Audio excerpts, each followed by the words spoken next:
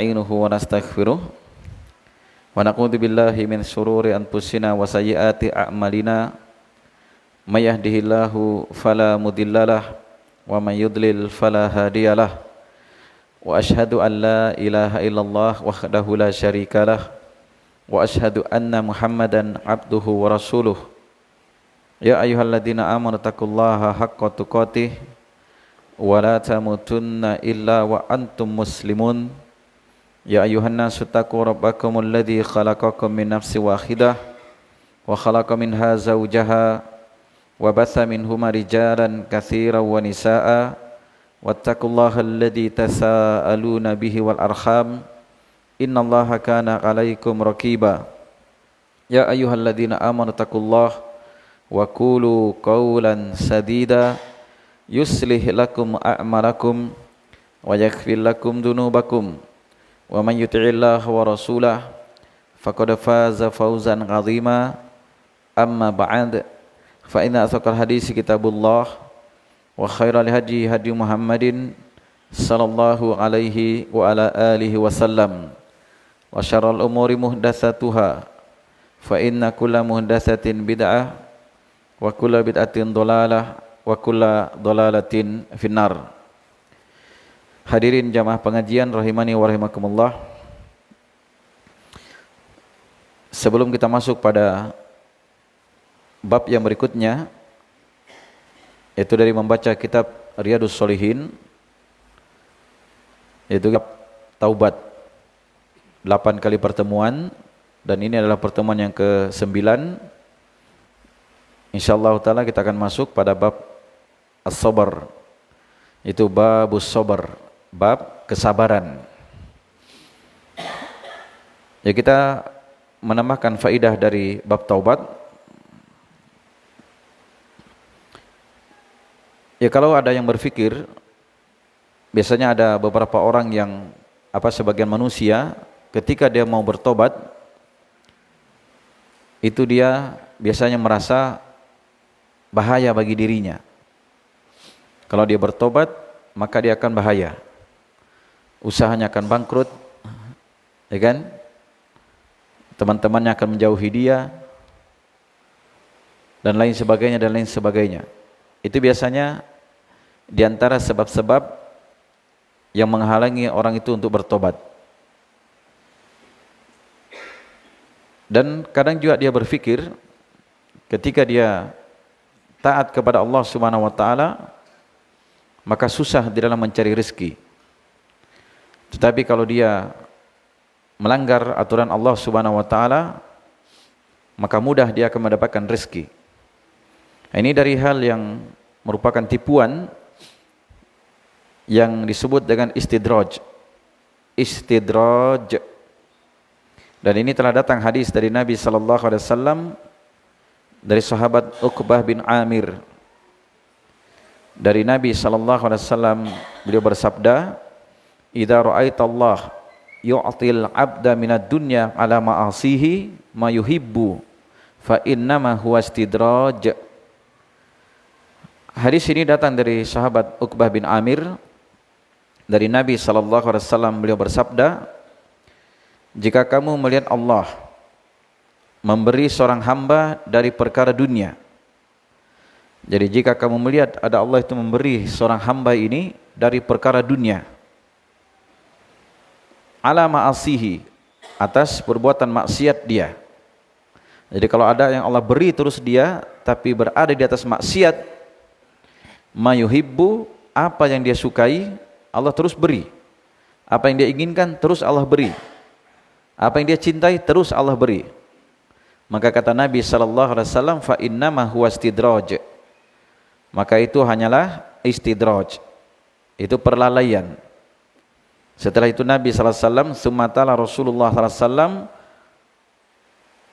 falamma nasu ma dzukiru bih, fatahna alaihim abwaaba kulli syai' hatta idza farihu bima utu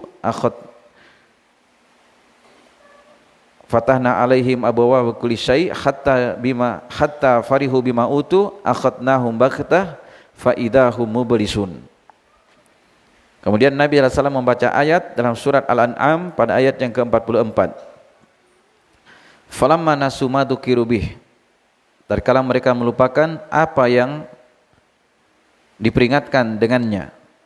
Jadi kalau mereka melupakan peringatan dari Allah Subhanahu wa taala, dia langgar, maka apa yang terjadi? Fatahna alaihim abwaaba kulli syai'.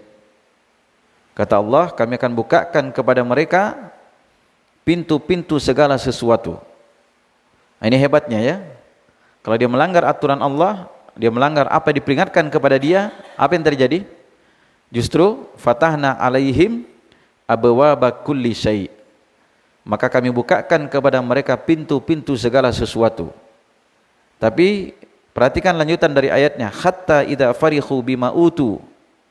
Sampai jika mereka itu telah bergembira dengan apa yang diberikan kepadanya, akhadnahum baktah, maka kami siksa mereka dengan tiba-tiba, fa idahum mublisun, maka mereka pun berputus asa. Artinya diliputi oleh siksaan. Nah, itu istidraj namanya. Jadi istidraj itu setiap dia melanggar, semakin Allah bukakan pintu-pintu keinginan dia. Karena itu ada yang sebagian berkata, wah kita juga tidak bersedekah, tidak bayar zakat, itu orang kafir, kaya juga. Kan begitu. Maka kadang dia berpikir hanya untuk mendapatkan perkara dunia. Ya memang Allah Subhanahu wa taala mudahkan. Nah, ya hal-hal yang seperti ini kadang membuat orang itu susah untuk bertaubat. Ya kan? Dia pikir kalau saya bertobat nanti saya mau makan apa? Nah begitu. Kalau saya tinggalkan perbuatan ini, saya mau makan apa? Mau kerja apa? Saya tidak bisa. Dan lain sebagainya dan lain sebagainya. Ya hadis ini diriwayatkan oleh Imam Ahmad bin Hanbal. Dan hadis ini adalah hadis yang sahih. Jelas ya? Maka perhatikanlah, ketika seorang hamba itu bermaksiat kepada Allah Subhanahu wa taala, ya memang Allah berikan sesuatu yang dia inginkan, tetapi sifatnya istidraj, perlalaian. Dan bersama dengan itu, apa yang Allah berikan kepada dia itu adalah sesuatu yang tidak diberkahi. Karena itu orang yang bermaksiat kepada Allah mendapatkan harta dunia, apa yang dia inginkan, itu tidak diberkahi. Tapi itu adalah umpan yang menyebabkan dia akan binasa nantinya. Ketika Allah binasakan dia, dan dia tidak bisa lari lagi dari siksaan Allah Subhanahu wa taala. Coba kita lihat contoh di dalam Al-Qur'an. Firaun. Ya, Firaun itu seorang raja, penguasa yang tinggi. Bahkan dia berani mengatakan ana rabbukumul a'la. Saya adalah Tuhan kalian yang paling tinggi. Dia merasa bisa berbuat apa-apa dengan kekuasaannya. Sampai dia bermimpi akan lahir nanti seorang pemuda, seorang anak laki-laki yang akan merongrong kekuasaannya.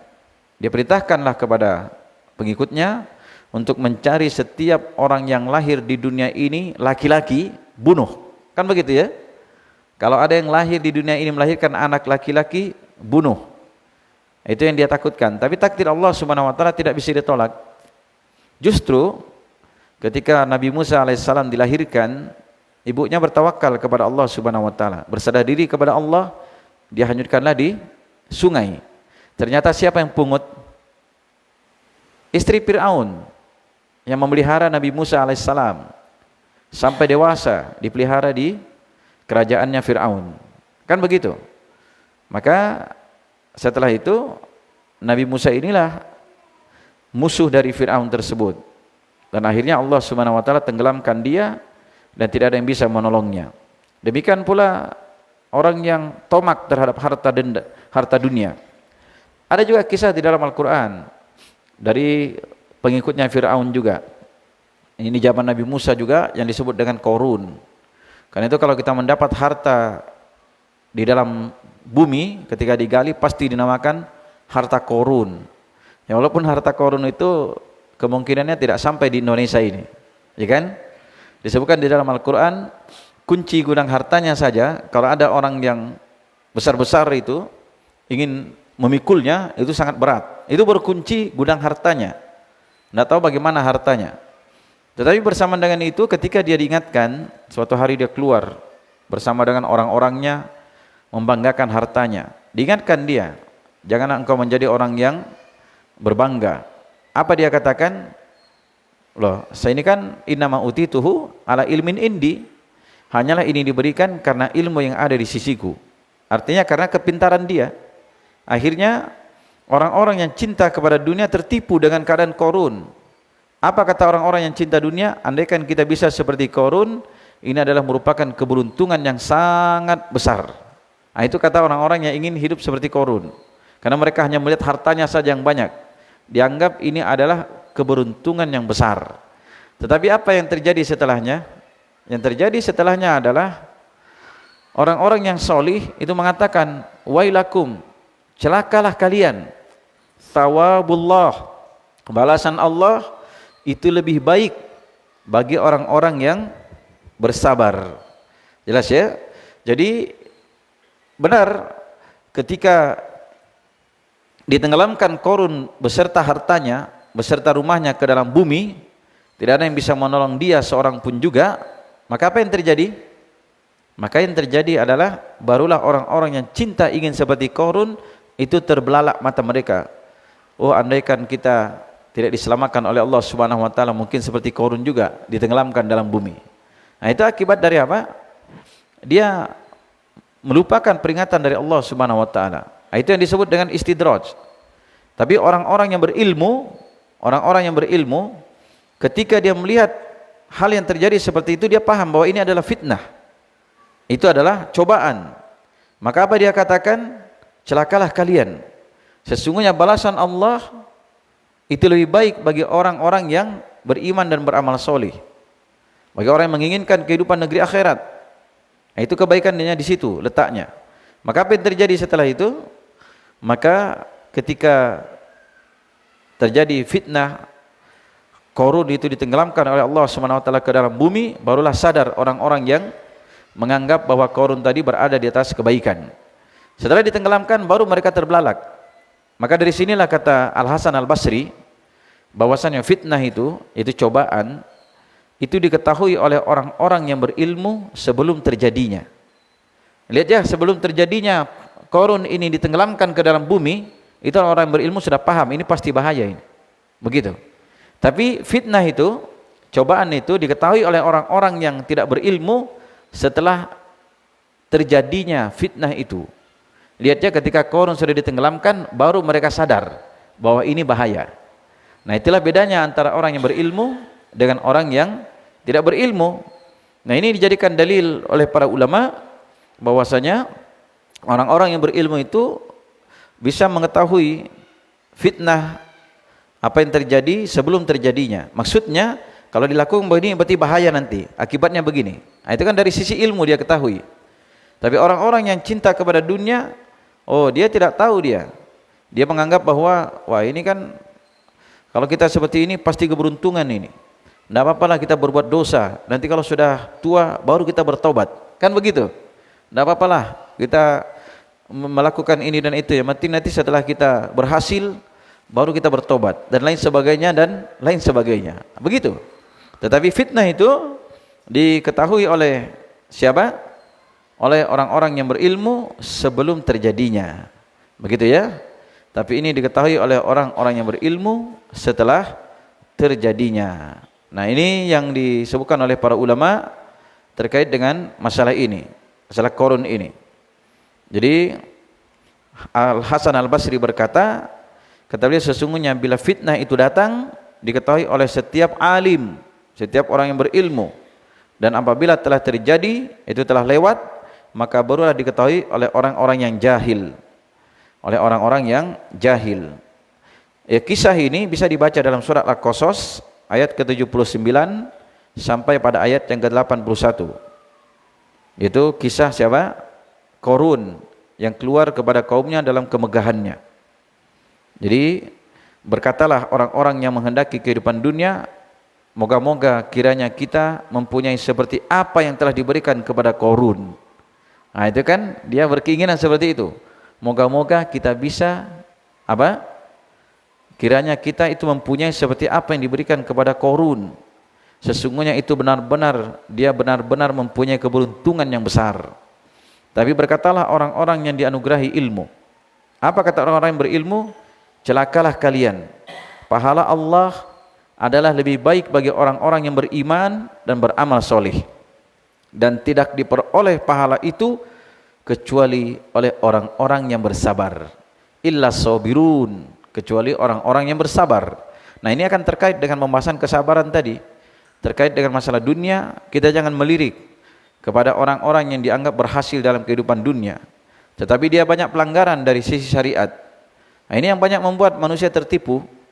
Tetapi orang yang berilmu dan orang beriman dan beramal soleh, mereka itu akan lebih mementingkan kehidupan negeri akhirat. Mereka lebih mementingkan pahala di sisi Allah Subhanahu wa taala. Tapi lihat disebut dalam ayat ini apa? Disebut dalam ayat ini yaitu dan tidaklah diperoleh pahala itu kecuali oleh orang-orang yang bersabar. Ya kan? Kecuali oleh siapa? Orang-orang yang bersabar.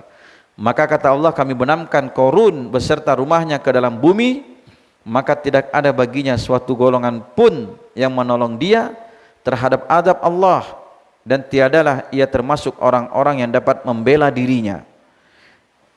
Ini dari hal yang hendaknya dikhawatirkan ya terhadap diri kita. Jadi orang-orang yang bertobat, ketika dia bertobat, dia harus yakin bahwa ketika dia bertobat itu Allah pasti ganti dengan yang lebih baik. Pasti Allah ganti dengan yang lebih baik. Ada kaidah di dalam agama kita, man taraka syai'an lillah awadahullahu khairan minha.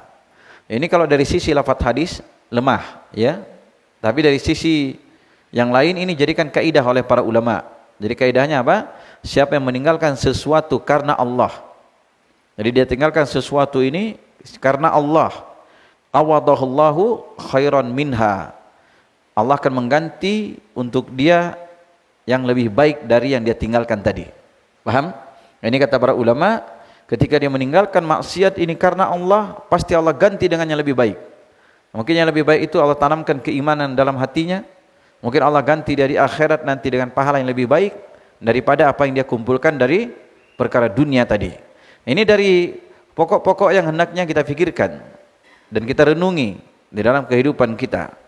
Jadi siapa yang meninggalkan sesuatu karena Allah, maka Allah ganti dengan sesuatu yang lebih baik. Ini disebutkan oleh Syekh Abdurrahman bin Nasir As-Sa'di dalam kitab beliau Al-Qawaidul Hisan, dan disyarah oleh Syekh Muhammad bin Shalih Al-Utsaimin.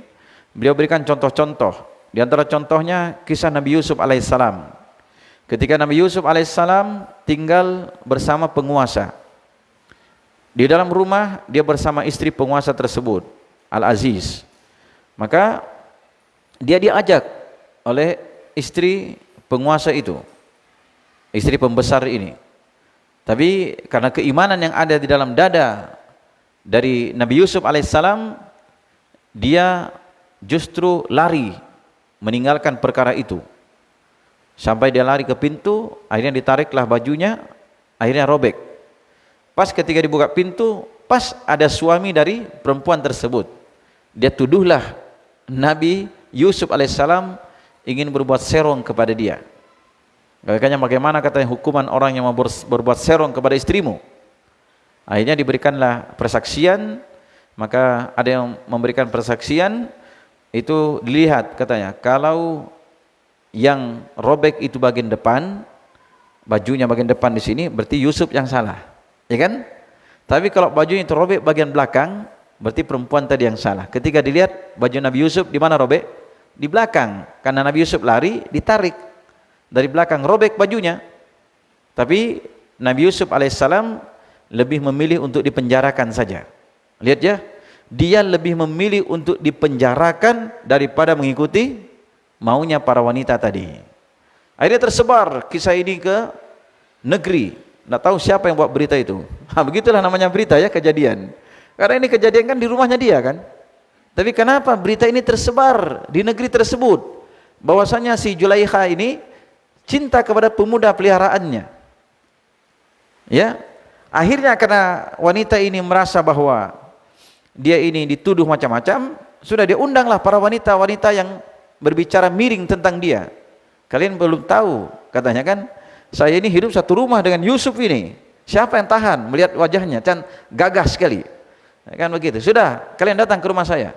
Dia undanglah di rumahnya. Sudah, kemudian disuguhkanlah dia buah itu dengan bersama pisau untuk mengupas. Pas ketika mereka sudah siap mengupas ini, disuruhlah Yusuf keluar dari kamar. Dia berjalan melewati para wanita tersebut sehingga mereka pun tercengang melihat Nabi Yusuf. Sampai tidak sadar mereka iris tangannya. Saking mereka apa? Ya, terpesona melihat ketampanan Nabi Yusuf alaihissalam. Inilah kadang sebagian ibu-ibu katanya kalau mau tampan anakmu nanti bacakanlah surat Yusuf kalau hamil. Itu tidak ada seperti itu. Yang kita cari itu bukan anak tampan, tapi anak yang solih. Ya, kan itu lihat para nabi itu tidak ada yang berdoa untuk mendapatkan apa? Anak yang tampan, tapi apa? Rabbi habli minas solihin. Wahai Rabbku, berikanlah kepada kami dari golongan orang-orang yang solih. Itu doanya para nabi itu. Minta kepada Allah Subhanahu wa taala, Rabbi habli minas solihin. Wahai Rabbku, berikanlah kepadaku dari golongan orang-orang yang solih, sehingga dia mendapat anak yang solih. Seperti itu harusnya kita berdoa. Jangan berdoa, ya Allah jadikan anakku tampan. Ketampanan itu bukan modal kebahagiaan. Paham? Karena itu para ulama itu ketika mereka memiliki wajah yang tampan, mereka itu merasa terusik. Ini fitnah ini. Karena itu ada seorang ulama ahlul hadis, dia biasa dipanggil dengan Al-Kalbi. Itu Al-Kalbi panggilannya. Saya lupa nama aslinya. Itu dia memiliki wajah yang tampan. Banyak wanita terpesona kepada dia. Nah, ini juga sekaligus peringatan bagi para akhwat, bagi para wanita. Jangan terpesona kepada laki-laki hanya dari ketampanannya.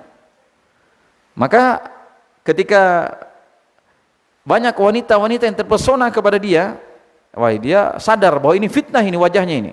Akhirnya dia cukur rambutnya, gundul. Dia gundul rambutnya. Setelah dia gundul, semakin banyak yang terpesona kepada dia. Ternyata setelah dia gundul semakin tampan. Jadi orang itu kalau tampan mukanya, biar dia gundul, mau rambut panjang, mau rambut disisir, tidak disisir, tetap tampan. Tapi kalau sudah tidak tampan, mau di model apapun tetap begitu. Ya, mau pakai glowing kata orang. Ya kan? Tapi yang diinginkan itu bukan glowing dan tidaknya, tapi akhlak kita yang baik atau tidak. Kita menjadi orang yang solih, para wanita menjadi solihah, itulah letak aslinya kecantikan dia. Kecantikan yang sebenarnya itu terletak di mana? Pada kesolihannya, baiknya akhlak dia. Itulah ketampanan dan kecantikan. Ketika dia mendapati ini, itu akan membawa kebahagiaan. Ini pernah terjadi juga pada seorang ulama ahlul hadis. Dia pernah ketika dia mengajar, suatu hari datang seorang wanita menawarkan dirinya. Dia bersumpah atas nama Allah, katanya, dengan nama Allah nikahi saya. Kan tidak ada sebuah hadis kalau orang itu meminta atas nama Allah itu tidak boleh ditolak. Akhirnya dia nikahi wanita itu, dia jadikan istri. Tapi wanita ini jelek mukanya. Akhirnya hiduplah dia bersama istrinya ini, dan dia bersabar. Ini ulama ini bersabar dia. Terus dia hidup bersama istrinya. Masya Allah, istrinya ini baik sekali melayani dia. Pokoknya ketaatan dia kepada suami, pelayanan dia, menunaikan hak-hak suami itu penuh dengan kebaikan. Dan suatu hari istrinya ini meninggal dunia. Setelah dia meninggal, maka dia menikah lagi dengan seorang wanita yang lebih cantik dari istrinya yang pertama. Tapi dia bilang, sungguh saya tidak akan dapatkan kecantikan seperti istri yang pertama. Karena baiknya dia. Dari sisi apa? Kesolehannya, kemudian kebaikannya terhadap suami, dan lain sebagainya. Nah, itu letak. Kalau kecantikan atau ketampanan, kalau sudah tua keriput juga. Ya kan? Tapi kesolehan, ketika terus dia jaga, itulah letak yang sebenarnya. Ketika kita mencintai pasangan kita itu didasari karena Allah Subhanahu wa taala, itu akan memunculkan tanggung jawab pada diri bersama, laki-laki dan perempuan. Jelas ya? Ini dari hal yang hendaknya diperhatikan. Ini dari hal-hal yang kadang zaman sekarang ini kita tertipu. Kalau buka HP, Masya Allah, mukanya cantik, ya kan, glowing. Saya lihat aslinya tidak begitu. Ternyata ada kamera, ya kan. Kamera itu ketika dicepret langsung berubah warnanya. Nah, begitu, iya. Wajah orang tertipu, Masya Allah, katanya dipuji dari Facebook. Mudah sekali kamu, masih tampan. Ternyata ketemu aslinya tidak seperti itu. Makanya tidak boleh ya, nador. Wanita, ya kalau kita mau menikah itu melewati foto, itu dilarang oleh para ulama. Karena walaupun dia foto normal, tapi lihat di foto dengan aslinya itu biasanya berbeda. Jelas ya? Baik. Ini cuma tambahan faedah. Ya, tapi banyak faedahnya. Jadi kita masuk sekarang pada babus sabar, bab kesabaran. Ketika berbicara masalah sabar, itu kadang kita salah paham dari makna sabar. Ya, bahasa Arabnya itu sabar, ya. Dan bahasa Indonesianya sabar. Kadang sebagian manusia ketika berbicara masalah sabar dianggap kalau kita dicaci maki diam, kalau dipukul katanya pipi kanan dikasih pipi kiri, nah itu sabar. Tidak begitu. Saya pernah dengar dulu orang ceramah begitu. Jadi kita harus bersabar. Kalau kita dipukul pipi kanan katanya kasih yang pipi kiri lagi. Itu sabar, jangan melawan. Nah, itu bukan begitu yang dimaksud kesabaran. Sabar itu secara bahasa Arab, kalau disebut fil lughah, itu artinya secara bahasa, yang diinginkan ini bahasa apa? Bahasa Arab. As-sabar itu maknanya adalah al-habas. Al-habas itu artinya menahan. Ya. Ya, adapun secara syariat, yang diinginkan secara syariat itu adalah habsun nafs ala umurin salasah, yaitu menahan diri terhadap 3 perkara. Jadi sabar tadi apa? Al-habas, itu menahan diri atau memenjarakan diri. Jadi maknanya apa? Dia penjarakan dirinya. Itu namanya habsun nafs, memenjarakan dirinya. Karena itu ketika orang Arab mengatakan qutila fulanun sabara, si anu itu telah dibunuh dalam keadaan sabar. Maksudnya apa? Itu kesabaran maknanya apa? Dipenjarakan. Ketika dia dipenjara, meninggal dia dibunuh dalam keadaan dipenjarakan. Itu namanya makna dari sabar itu. Jadi sabar itu maknanya memenjarakan. Itu memenjarakan diri atas 3 perkara. Ya, apa itu atas 3 perkara? Yang pertama ala taatillah, terhadap ketaatan kepada Allah. Dia penjarakan dirinya untuk melakukan ketaatan kepada Allah. Yang kedua ala maharibillah, yaitu terhadap apa-apa yang Allah haramkan. Jadi dia penjarakan dirinya untuk tidak melanggar apa yang Allah haramkan. Dan yang ketiga yaitu ala aqdarillah al-muallimah, itu terhadap takdir Allah yang pedih. Itu berupa musibah, berupa ujian, cobaan. Nah, itu kalau kita ingin bahasakan secara ringkas, bersabar itu terhadap 3 perkara. Bersabar ketika melakukan ketaatan, bersabar meninggalkan maksiat, dan bersabar terhadap takdir Allah. Takdir Allah yang memang pasti terjadi. Begitu ya. Itu seperti dia ditimpa sakit, ditimpa musibah, ditimpa celaan dari manusia, di kekurangan rizki dan lain sebagainya. Nah, itu dia wajib bersabar terhadap 3 perkara ini. Dan itu dia bersabar melakukan ketaatan. Ketaatan itu adalah suatu perintah yang diperintahkan untuk melakukan. Itu namanya ketaatan. Kalau kita diperintahkan untuk melakukan sesuatu, itu kita laksanakan. Diperintah sholat, kita sholat. Diperintah puasa, kita puasa. Ya kan? Diperintah kita sedekah, kita sedekah. Diperintah membayar zakat, kita bayar zakat. Itu namanya ketaatan. Kemudian meninggalkan maksiat. Maksiat itu lawan dari ketaatan. Sesuatu yang dilarang kita untuk mendekatinya, apalagi melakukannya. Seperti dikatakan la taqrabu zina, janganlah kalian mendekati zina. Mendekati saja dilarang, apalagi melakukannya. Karena itu dilarang mendekati perkara-perkara yang bisa menjatuhkan dia dalam perbuatan zina. Tapi ada orang yang rusak akalnya, ya karena salah berguru. Dibilang itu ayat Ustadz, bunyinya la taqrabu, jangan kamu mendekati. Yang dilarang itu mendekati, kalau melakukan tidak apa-apa. Nah, begitu dia. Itu kan akalnya rusak sudah itu. Mau dicuci itu otaknya. Ini seperti itu ya. Katanya kalau melakukan tidak apa-apa. Itu kan yang dilarang mendekati. Ya, kita tanya, kalau ada tertulis di pohon di situ, ditempel di situ, dilarang buang air besar di sini. Apakah yang dilarang buang air besar saja atau kencingnya? Ikut juga. Dilarangkan buang air besar, kencing tidak apa-apa. Kalau air besar saja dilarang dibuang, berarti orang yang buang air besar kan otomatis dia kencing kan? Ada tidak orang yang buang air besar tidak kencing? Hah? Bisa dia tahan kan? Nah, itu menunjukkan artinya dilarang itu masuk juga perkara yang kecil di dalamnya. Ketika dilarang mendekati, itu terlebih lagi melakukannya, itu lebih haram lagi. Bisa orang melakukan tanpa mendekati? Hah? Karena itu Nabi SAW menyebutkan apa? Al-ainani zinahuman nador. Mata itu zinahnya dengan nador, melihat. Ya kan? Tangan zinahnya dengan memegang, yang diharamkan. Kaki zinahnya dengan melangkah. Kemudian ini kata Nabi SAW, hatinya itu dengan menghayalkan. Dan ini dibenarkan nanti oleh kemaluannya. Nah, itulah zina besar nanti terjadi. Kalau sudah terjadi di kemaluannya. Paham ya? Nah, itu dari hal-hal yang dilarang. Kan itu ada namanya ghaddul basar, menundukkan pandangan. Itu kan dari perkara yang menjauhi zina namanya, tidak mendekati. Kan itu wanita kan diperintahkan untuk berhijab, menutup auratnya, supaya para lelaki tidak terfitnah. Itu kan supaya tidak mendekati zina namanya.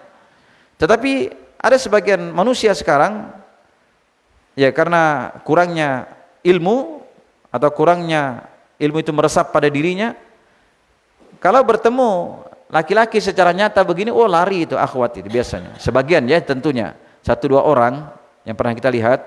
Kalau yang banyak kan kita tidak sering melihat. Jadi dia lari, oh lari, ada Ustadz lari. Tapi di Facebook dia pajang dirinya, cepret lagi sambil senyum, senyum tak kelihatan begitu. Matanya kan kelihatan udah senyum. Kadang ada 2, jadikan aku istri keduamu, begitu. Ini sering terjadi. Saya heran juga, ini tanda apa nih selalu 2? Kalau foto 2, ya atau gini, tidak tahu apa kode-kode begitu. Untung kita tidak masuk dalam kategori begituan. Zaman kita dulu kan zaman tua ya. ABG, angkatan babi gue kata orang. Kita zaman tua dulu tidak ada yang begitu-begitu. Kerjaan kita main gasing saja. Main gasing, itu kerjaannya. Atau mandi di sungai kan. Tapi alhamdulillah kita dulu tidak ikut cari duriannya orang. Itu tidak ikut. Karena sebagian orang sudah kita cari duriannya orang. Kalau orangnya tidur dipetik duriannya. Tidak seperti itu. Ini dari hal-hal yang hendaknya diperhatikan ya. Jadi kesabaran itu melakukan ketaatan, yang diperintahkan kita lakukan, itu namanya taat. Yang kedua meninggalkan maksiat. Maksiat itu tadi lawan dari ketaatan, yang kita diperintahkan untuk meninggalkannya. Jadi kita tinggalkan. Jadi maksiat itu jangan didekati. Kapan didekati? Cenderung untuk melakukannya. Maka hal-hal yang mendekatkan kita kepada perbuatan seperti itu dihindari. Sekarang kalau riba itu menyebar, wah biar di motor jadi tempel, gadaikan BPKB-mu 5 menit cair. 5 menit cair, Masya Allah, atau 15 menit, tapi dosanya waduh, kan begitu. Kadang HP kita tiba-tiba muncul SMS dari mana-mana ini, BPKB motor bapak masih berlaku harga sekian, padahal kita tidak punya motor lagi. Nah, itu kan didekatkan, itu namanya dosa. Itu pancingan-pancingan itu banyak, karena ditelepon kita dari bank, oh bapak mau ikut asuransi ini tidak? Ini mudah pak, gampang, tinggal bapak bilang iya, jadi pak, sudah selesai urusan. Ya kan begitu. Kalau bapak mau kredit ini gampang pak, 5 menit cair, ya kan, enggak usah uang muka, tapi bulanannya pusing. Jadi itu sering terjadi. Saya sering ditelepon orang begitu, telepon tidak jelas dari mana itu nomornya. Paham ya? Baik. Kemudian yang ketiga tadi, bersabar terhadap apa? Terhadap ketentuan-ketentuan Allah yang pasti terjadi. Kita ditimpa sakit, ditimpa kekurangan harta, ya kan, ditimpa kekurangan jiwa, itu meninggal keluarga kita, itu musibah namanya. Makanya seperti ini wajib kita bersabar. Nah, ini ada bagi pembagiannya nanti. Karena itu orang-orang yang bersabar Itu yang menyebabkan mereka masuk ke dalam surga. Jadi orang itu masuk ke dalam surga itu tidak disebut karena sholatnya, karena ininya, karena ininya, karena ininya, karena ininya. Ini sambutan malaikat ketika mereka baru masuk surga. Jadi disebut dia dalam surat Ar-Ra'd pada ayat yang ke-24. Ya kan? Tapi sebelumnya ada itu. Nah, ini juga karena kesabaran mereka. Jadi disebutkan sebelumnya itu walladzina sabaru ibtigha'a wajhi rabbihim wa aqamus sholata wa anfaqu mimma razaqnahum sirran wa alaniyatan. Ya, wa yadaruna bil hasanah as-sayyi'ah. Ulaika lahum uqubad dar. Jannatu adnin yadkhulunaha wa man salaha min abaihim wa azwajihim wa dzurriyyatihim wal malaikatu yadkhuluna alaihim min kulli bab salamun alaikum bima sabartum fa ni'ma uqubad dar. Nah, masyaallah ya, ini sambutan malaikat ini, yaitu orang-orang yang bersabar, yang mengharapkan wajah Rabb mereka. Jadi orang-orang yang bersabar, yang mereka harapkan itu apa? Wajah Rabb mereka. Itu mengharapkan wajah Allah. Itu yang mereka ingin temui nanti di akhirat. Lalu mereka apa? Wa aqamus shalah, mereka menegakkan salat. Yang kedua wa anfaqu mimma razaqnahum, dan mereka menginfakkan dari apa yang Allah rezekikan kepada mereka dalam keadaan sembunyi atau terang-terangan. Ini selalu digandengkan ya, antara salat dengan infak, bersedekah. Itu selalu digandengkan, menunjukkan pentingnya ini perkara. Salat dan sedekah. Dari apa yang Allah rezekikan kepada mereka, dia bersedekah dalam keadaan terang-terangan atau dalam keadaan sembunyi. Dalam sembunyi itu dia diam-diam. Dalam keadaan terang-terangan itu boleh kalau apa? Dalam rangka untuk memberi contoh kepada orang lain, bukan dalam rangka untuk dipuji. Itu boleh. Kemudian apa? Wa yadra'una bil hasanati sayyi'ah. Itu mereka balas kebaikan itu dengan apa? Mereka membalas kejelekan dengan kebaikan. Ulaika lahum uqubad dar, dan mereka itu mendapatkan apa? Bagi mereka balasan yang baik. Itu tempat yang baik, itu surga.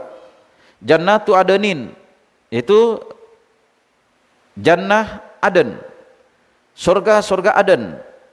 Mereka masuk ke dalamnya. Wa man sholaha min abaihim, dan siapa saja yang salih dari bapak-bapak mereka, istri-istri mereka, keturunan-keturunan mereka. Nah, setelah itu apa? Wal malaikatu yadkhuluna alaihim, dan para malaikat ini masuk terhadap mereka min kulli bab, dari setiap pintu surga. Jadi masuk para malaikat ini dari setiap pintu surga. Lalu dia mengatakan salamun alaikum bima sabartum, keselamatan atas kalian dengan sebab kesabaran kalian.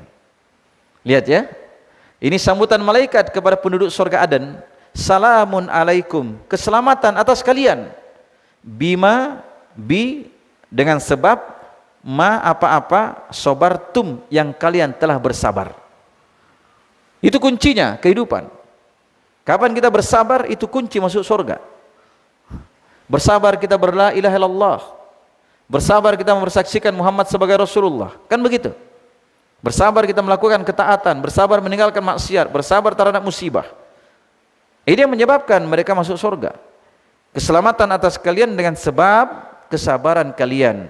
Fa ni'ma uqubad dar, dan itulah sebaik-baik balasan, akhir dari balasan. Jelas ya, tempat tinggal yang sebaik-baik tempat tinggal. Ini akhir dari tempat tinggal yang sebenarnya, itulah surga Aden. Ini kesabaran. Jadi siapa yang bersabar, Masya Allah, itulah sebab mereka masuk ke dalam surga. Jelas ya? Jadi sabar itu artinya al-habas, dia menahan diri terhadap 3 perkara tadi. Apa ya? Yang pertama, terhadap ketaatan. Yang kedua, terhadap meninggalkan maksiat. Yang ketiga, terhadap musibah yang menimpa dia. Nah, kalau terhadap musibah yang menimpa ini, makna dari sabar itu adalah itu habsun nafs, dia menahan dirinya. Ya, al-habas, dia itu menahan dirinya, itu menahan lisannya dari mencerca, dari mencela Allah. Dia tahan hatinya dari berprasangka buruk, dan dia tahan anggota tubuhnya dari melakukan apa yang dilarang oleh Allah. Ketika dia ditimpa musibah, dia tahan lisannya untuk tidak mencela. Kenapa memang dia yang duluan mati, bukan si anu yang jelek itu? Karena gitu namanya mencela Allah kan? Mencela Allah, kenapa memang saya ini nikah dengan kamu ini? Coba tidak nikah dengan kamu, tidak begini hidupku. Ya menurut kamu. Ya kan? Begitu. Ini namanya mencela. Kalau dia terdapat musibah, jangan mencela dengan lisan, dia tahan. Jangan mencela. Tapi apa dia katakan? Qadarullah wa masya'a fa'al. Nah, itu ucapan. Misalnya kita tiba-tiba jatuh dari motor. Qadarullah wa masya'a fa'al. Ini adalah ketetapan Allah, apa yang Allah kehendaki pasti Allah perbuat. Itu tenang hati kita. Jangan berandai-andai. Seandainya itu akan membuka peluang bagi perbuatan syaitan. Paham ya? Begitu. Kemudian hatinya jangan dia tahan dari berprasangka buruk. Dia yakin setiap musibah yang menimpa dia pasti kebaikan. Begitu ya? Yakin itu pasti kebaikan, dan tidak Allah berikan sesuatu kepada hamba pasti kebaikan di sisi Allah. Dan yang ketiga, itu dia tahan anggota tubuhnya dari melakukan apa yang Allah larang. Ya kalau orang-orang jahiliyah dulu kalau terkena musibah, oh dia tempelengi mukanya, dia robek ini apa? Kantong bajunya, dia tarik leher bajunya, marah. Itu namanya apa? Berkabung ya. Itu yang diharamkan di dalam agama kita. Kita adzan dulu baru kita melanjutkan.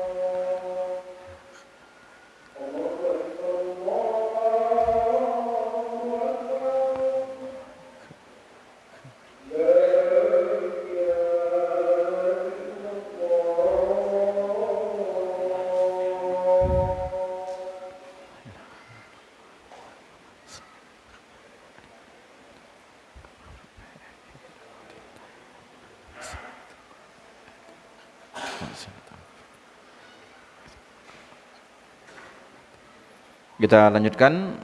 Jadi kesabaran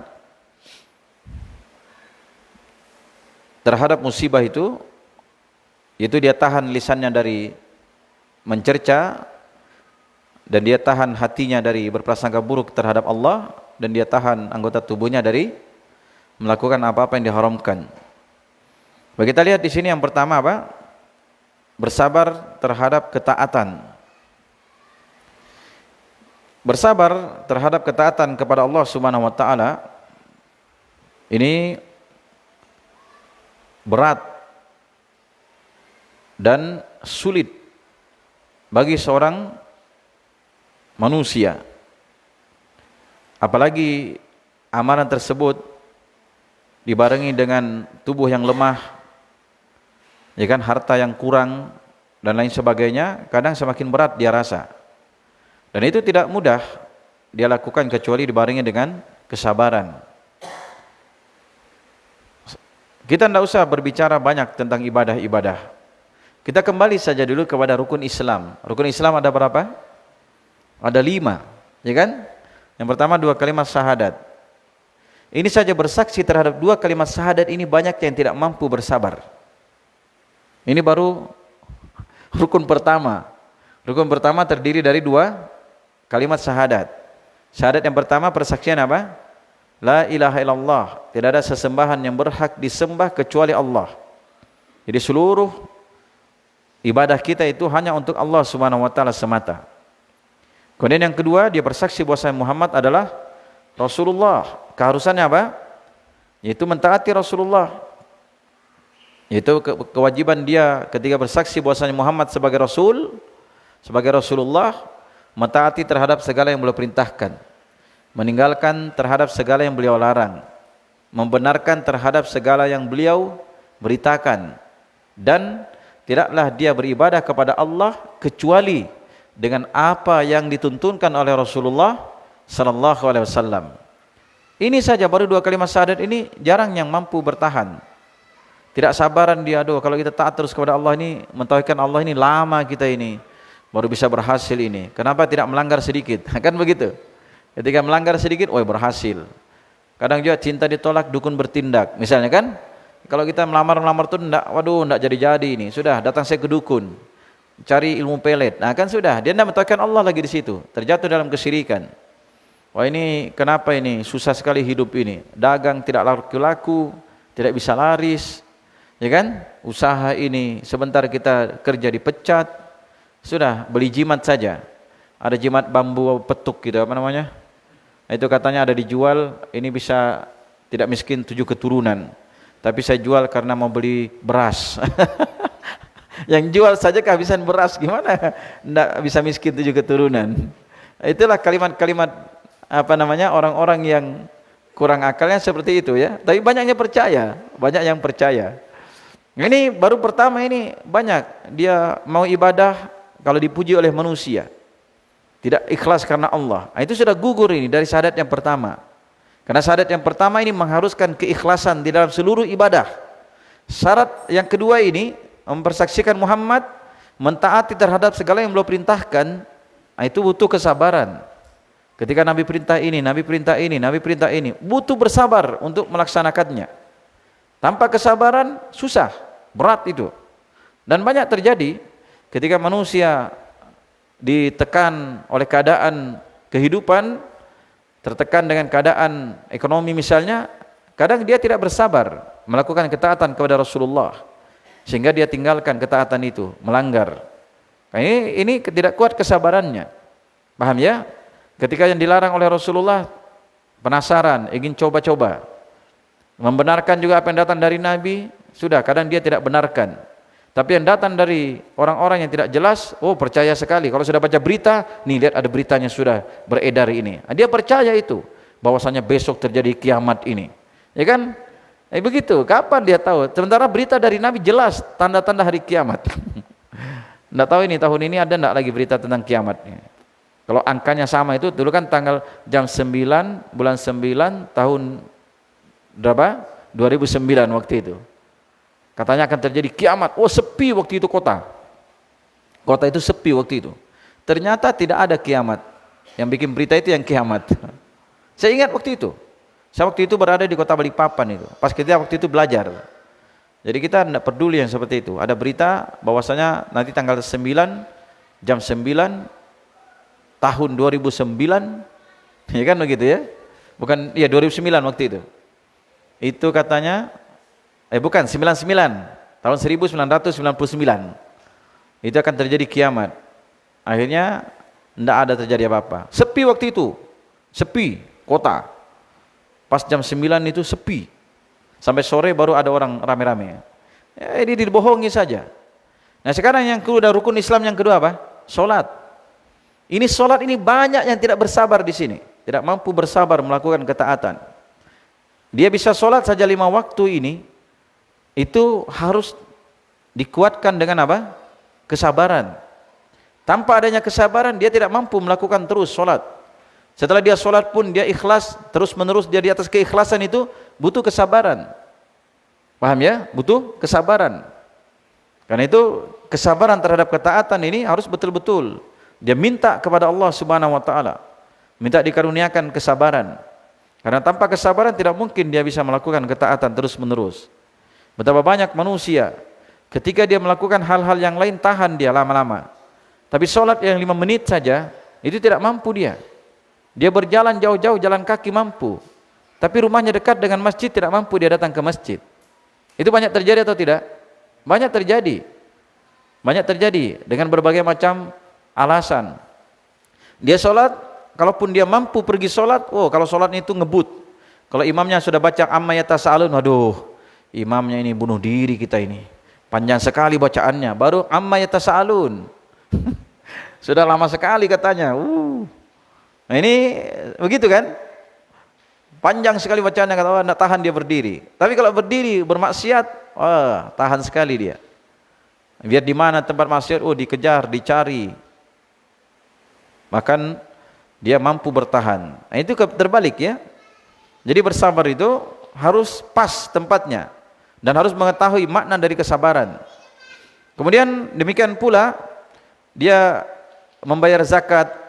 Nah itu kalau orang tidak bersabar tidak akan mampu dia mengeluarkan zakat hartanya. Dia hitung-hitung ini setahun ini ada uang saya 100 juta ini. Wah, keluar 2.500.000 ini lumayan. Kalau 1 miliar berapa? 25 juta. Dia simpan uang 1 miliar. Itu sudah sampai nisabnya. Ya, kemudian tersimpan selama 1 tahun. Itu wajib keluar 2,5%. Itu 2,5%. Itu berarti 25 juta. Keluar zakatnya 25 juta ini. Bisa dapat Nmax ini. Yang umur-umur 1 tahun ini. Nmax bekas. Pas dia mau keluarkan, sayang lagi, tidak jadi lagi. Nah, itu butuh kesabaran, keluarkan, yakin. Ya, sebab ini hak orang ini, ya kan? Begitu. Demikian pula puasa. Puasa itu butuh kesabaran. Nah, disitulah letak di dalam puasa itu melatih kesabaran. Paham ya? Melatih kesabaran dengan berpuasa. Tapi kalau menahan makan dan minum banyak yang mampu. Jadi orang yang berpuasa itu bukan hanya dia makan dan minum yang ditahan, tapi harus dia tahan semuanya. Paham ya? Menahan dirinya dari mencela, dari membuat perkara yang haram. Ya begitu. Karena itu sebagian manusia, Masya Allah, dibilang saya Ustadz, mereka dicerita langsung sama saya. Kalau urusan menahan makan itu biar 1 hari saya tidak lapar itu. Minum juga tahan saya, tapi kalau merokok itu yang saya tidak mampu Ustadz.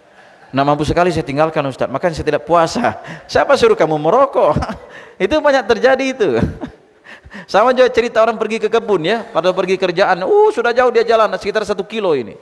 Ketinggalan makanan dia santai saja, gampang saja itu masalah makan. Tapi ketinggalan rokok, rela dia kembali itu walaupun 1 kilo jaraknya.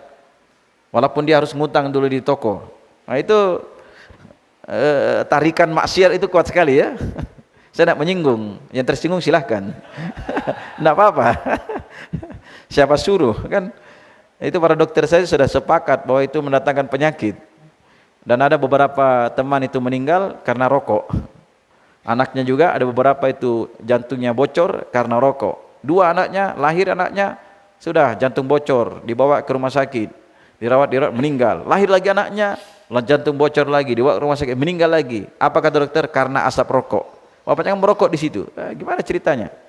Makanya kalau di tulisan kotaknya itu apa? Impoten kan? Nah, makanya kalau mau menikah kata para ulama, jangan kamu nikahkan anak wanitamu dengan perokok. Itu para ulama yang berbicara, bukan saya. Saya bicara menyampaikan.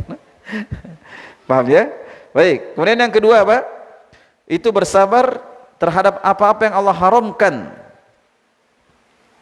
Jadi bersabar terhadap apa yang Allah haramkan itu artinya dia tahan dirinya. Jiwanya dia tahan dari apa yang Allah haramkan. Itu asalnya berat. Karena apa? Inna nafsa la'ammaratun bisu. Sesungguhnya jiwa itu memerintah pada kejelekan. Jiwa itu selalu mengajak pada kejelekan. Karena itu ketika jiwa mengajak pada kejelekan, itu kalau baru ajakan-ajakan, itu cepat diputus. Itu lebih mudah kita bersabar. Karena itu singkatnya dari ucapan Imam Al-Qayyim dalam kitab beliau Fawaid, Al-Fawaid, itu terjadinya maksiat, terjadinya sesuatu, itu kadang cuma lintasan-lintasan dulu, terlintas. Sudah ketika dia terlintas begitu, nah itu lebih mudah dia potong itu. Ketika mulai terlintas, sudah putus. Nah, itu lebih mudah dia bersabar. Paham ya?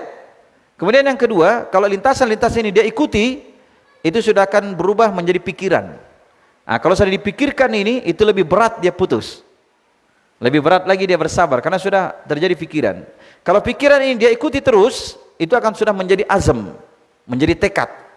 Kalau sudah menjadi tekad ini, itu lebih berat lagi dia putus. Lebih berat dihentikan di situ.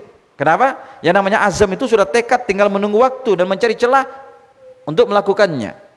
Nah, kalau sudah terjadi, sudah dia lakukan satu kali, berarti dia sudah ketemu kan? Nah, itu dia ingin dua kali. Kalau sudah diikuti lagi, kalau baru satu kali terjadi, dia putus, itu lebih mudah. Tapi kalau sudah kedua kali, tiga kali, sudah. Itu nanti akan apa? Akan menjadi kebiasaan namanya. Kalau sudah menjadi kebiasaan, dan ini menjadi tabiatnya dia, oh itu yang sangat berat sudah untuk diputus. Sangat berat. Makanya orang itu rela dia bunuh diri daripada dilarang main game. Ada seperti itu. Daripada saya dilarang main game, mendingan bunuh diri saja, minum racun saya. Begitu. Itu karena sudah kecanduannya itu. Paham ya? Karena kecanduannya. Makanya dilihat ya, orang itu dia bisa meninggalkan sesuatu dan bisa bersabar terhadapnya, kadarnya itu sampai di mana sudah. Makanya kalau belum terjadi, bersabar memang. Kita usahakan jangan sampai terjatuh. Kalau terjatuh cepat bertobat dan dia bersabar menahan dirinya lagi. Karena ajakan jiwa itu selalu mengajak untuk melakukan kejelekan, kecuali jiwa yang dirahmati oleh Allah Subhanahu wa taala. Karena itu dia bersabar, menyabarkan dirinya. Misalnya dia bersabar dari berdusta, dia bersabar dari menipu dalam bermuamalah, dia bersabar dari memakan harta yang batil, ya kan? Dia bersabar dari melakukan riba dan selainnya, bersabar dari minum khamar.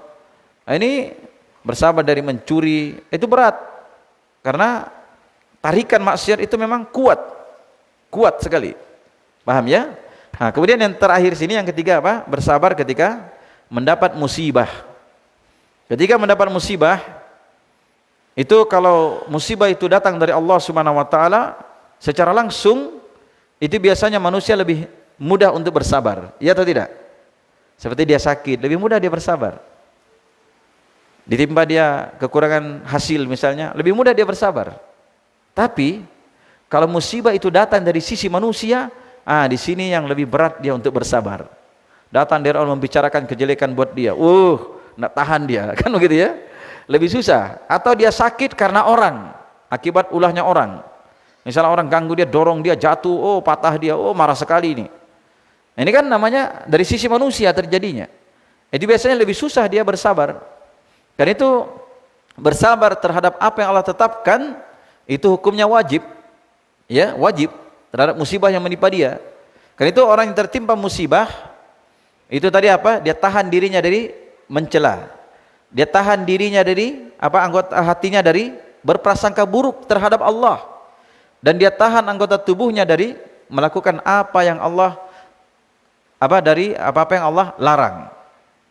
Nah, disinilah para ulama menyebutkan orang yang tertimpa musibah itu ada 4 jenis kondisinya mereka. Ketika orang ditimpa musibah, ada 4 jenis manusia di sini. Jenis yang pertama, yang tidak bersabar. Yang tidak bersabar. Ketika dia ditimpa musibah, dia tidak bersabar. Nah, orang yang tidak bersabar ini dia akan mendapat murka dari Allah. Paham ya? Dia mendapat murka. Ketika dia ditimpa musibah, dia celah, dia marah, kenapa ini terjadi seperti ini? Dia tidak terima takdir Allah Subhanahu wa taala. Karena itu kata Nabi SAW, faman radiya falahu ridha, faman sakhita falahu sakhat. Siapa yang ridho, Allah pun ridho kepada dia.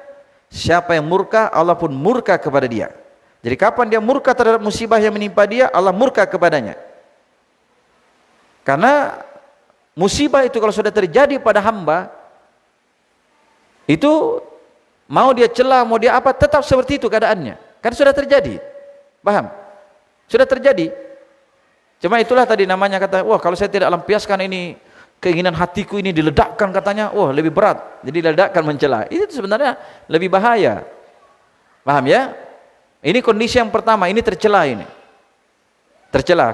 Keadaan yang kedua manusia itu, ketika dia ditimpa musibah, dia bersabar. Ini hukumnya wajib di sini. Ini sudah orang yang berada di atas kebaikan. Karena hukum bersabar terhadap musibah wajib. Paham? Wajib. Kapan dikatakan dia bersabar terhadap musibah? Kita misalnya sakit atau terjadi kebangkrutan. Itu tidaklah dikatakan sabar kecuali di awal timpaan tersebut. Karena itu Rasulullah SAW bersabda apa? Inna sabar fi sodamatil ula. Sesungguhnya kesabaran itu pada timpaan yang pertama terjadi. Ini kan ada kisahnya ini. Ada seorang wanita menangis di kuburan. Nabi lewat di belakangnya.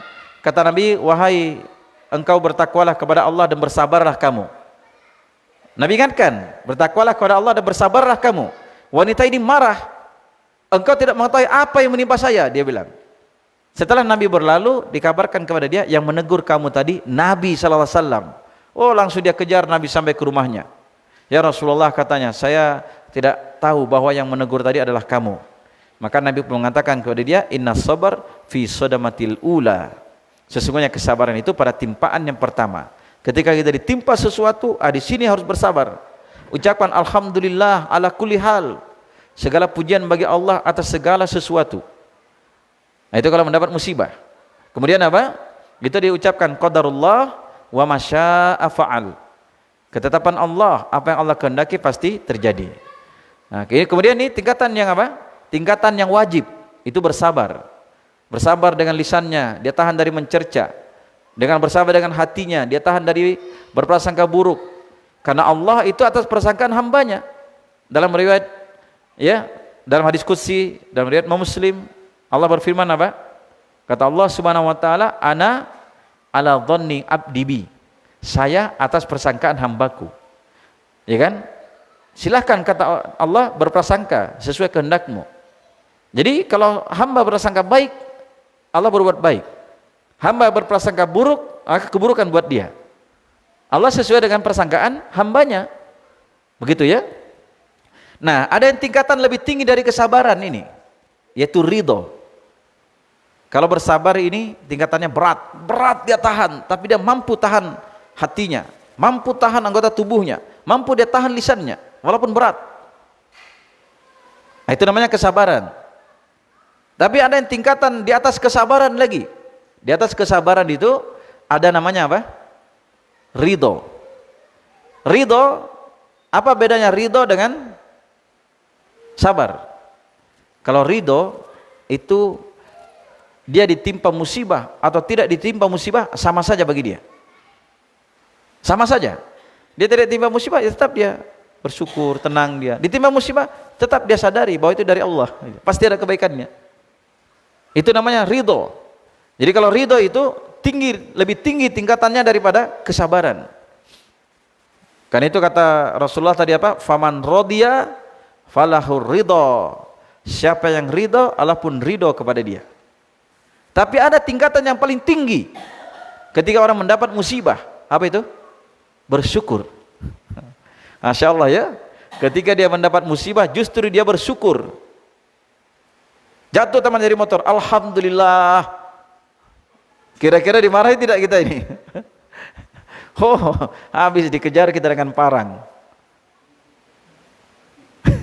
Ini tingkatan ini harus dipahami dulu ini dengan ilmu ini. Kalau dia tidak pahami, itu dia tidak akan mampu ridho, tidak mampu dia bersyukur ketika mendapat musibah. Ini adalah tingkatan tertinggi ini. Orang yang mampu bersyukur ketika mendapat musibah. Di sini perlu diilmui. Bagaimana dia bersyukur ketika mendapat musibah? Nah, dia harus punya ilmu. Musibah itu tidak Allah berikan kepada hamba kecuali pasti ada kebaikannya. Paham? Pasti ada kebaikannya. Karena itu Rasulullah SAW bersabda apa? May yuridillahu bihi khairan. Nah, ini dua hadis ini sama bunyinya di depan, tapi belakangnya beda. Siapa saja Allah inginkan pada dia kebaikan, mencakup seluruh kebaikan. Apa jawabannya? Yusib minhu. Allah timpakan musibah kepada dia. Paham? Jadi Allah timpakan musibah kepada dia berarti Allah inginkan apa? Kebaikan. Ya? Karena itu Rasulullah bersabda dalam hadis lain apa? Tidaklah Allah memberikan kepada seorang hamba sesuatu yang lebih baik dan lebih luas minas sabar. Ya, khairan wa ausa'a minas sabar. Tidaklah Allah memberikan kepada seorang hamba sesuatu yang lebih baik dan lebih luas daripada kesabaran. Masya Allah ya. Ini hebat ini hadis. Kapan Allah berikan kepada dia sesuatu musibah, itu ternyata Allah berikan kepada dia kebaikan yang lebih baik dan lebih luas. Itu ketika dia mampu bersabar. Kenapa? Sebab saya rincikan di sini. Ketika seorang hamba mendapat musibah, itu berarti Allah inginkan pada dia kebaikan. Satu kan?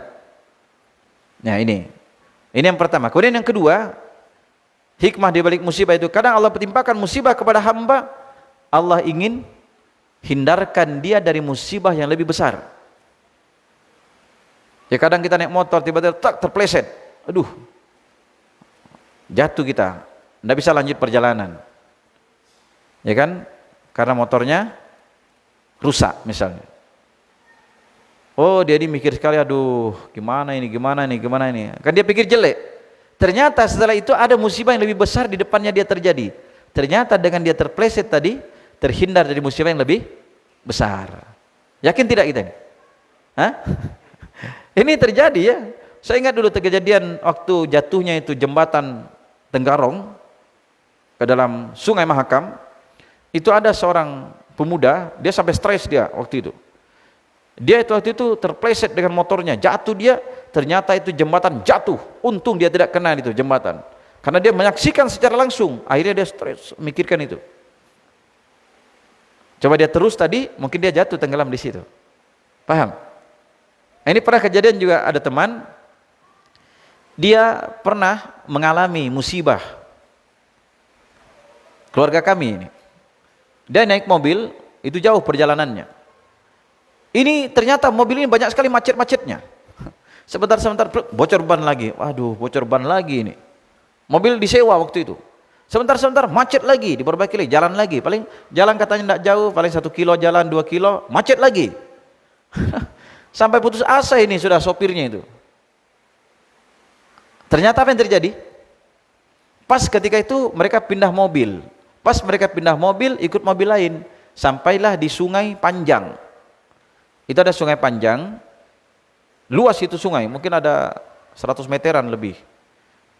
Itu tidak bisa orang lewat di situ kecuali naik rakit ya, pincara orang bilang ya. Naik situ, mobil naik di situ, orang naik di situ, motor naik di situ, baru pakai mesin. Nah, jadi orang-orang waktu itu berkumpul tidak mau naik. Sudah mereka naiklah di situ. Naik mereka, pas mereka baru orang-orang naik semua. Setelah itu mereka tanya, kenapa tadi orang-orang tidak naik? Katanya begini Pak, ini tadi pincara, ya rakit ini tadi barusan terbalik. Ah, begitu. Peri ya, kapal peri begitu. Ini tadi barusan terbalik. Dan banyak orang larut. Ada yang mobil tenggelam ya, ini tenggelam. Oh, itu sebabnya tadi mobil kita macet-macet. Ternyata kita dihindarkan dari ikut tenggelam bersama itu tadi. Begitu. Ada juga kisah, ini kisah nyata juga ini. Tapi ada dua versi. Ada juga saya pernah dengar dari guru saya dan ada pernah teman mengalami temannya. temannya mengalami. Itu ada orang penjual gorengan, ya gorengan, mungkin tempe goreng, ubi goreng. Biasanya mereka pakai pikul itu, dia jual di kota. Kalau pagi-pagi dia lewat dulu di pematang sawah itu. Pematang sawah kejar sampai di jalan raya. Di jalan raya itu nanti mereka naik mobil pick up untuk mengangkut mereka ke kota, untuk jualan. Oh pagi-pagi ini orang lari kencang dia, ngejar, jangan sampai tertinggal. Ternyata dia salah injak, terpleset, kakinya terguling, dia masuk ke sawah, habis gorengannya, masuk di sawah. Bukan main dia marahnya dia ini. Aduh, ini terlambat bagaimana, ini modal untuk besok bagaimana lagi. Banyak pikirannya sudah terputar. Akhirnya apa yang terjadi? Pulanglah dia. Sudah setelah dia pulang, ternyata apa yang terjadi? Ternyata yang terjadi, terdengar berita bahwa mobil yang biasa mereka tumpangi itu terbalik.